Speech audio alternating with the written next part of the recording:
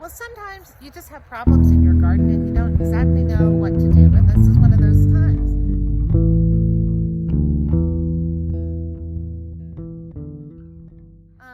I generally have pretty healthy beds, and I am having trouble with a couple of things in my kitchen garden, and I'll show you what I mean. I'm having real trouble getting things to grow well in this bed. Now, the carrots are growing, and that's good.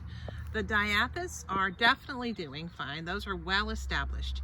But things that should be doing much, much better are having a very hard time. For example, these are radishes that were put in a fairly long time ago, and they're A, not growing very heartily, and B, I mean, look how tiny these are.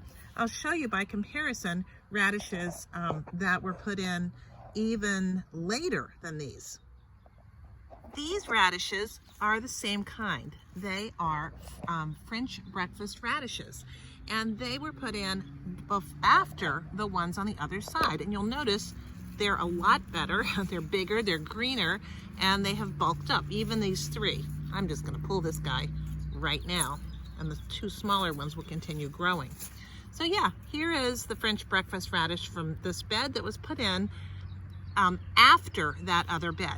These radishes are about the same size as the ones over there, but they were put in way, way later. These are actually the second round of radishes on this particular row. So something's up. The other thing that gives me a clue that it's not, that it's something going on with this bed is these onions, which were much healthier when they were put in as transplants, and now they just are looking a little bit on the puny side, and they're a little yellow. This is prize choy, which is growing, but there again, not quite as well as I would like.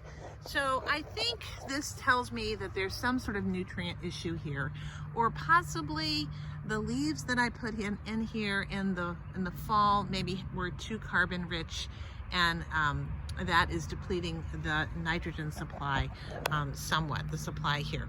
So I think this is what I'm going to do.